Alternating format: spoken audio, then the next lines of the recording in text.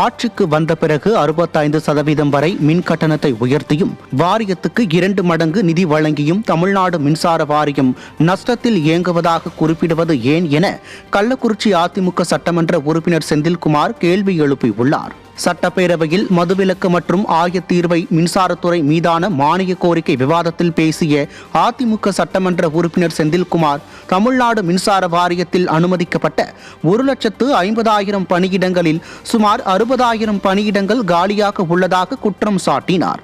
மேலும் மின்மாற்றி, மின்பாதை பராமரிப்பு பணிகளில் தொய்வு ஏற்பட்டுள்ளதாகவும், திமுக ஆட்சியில் மின் கட்டண உயர்வால் பொதுமக்கள் முதல் தொழில் புரிவோர் வரை மிகவும் சிரமப்பட்டு வருவதாக குற்றம் சாட்டினார்.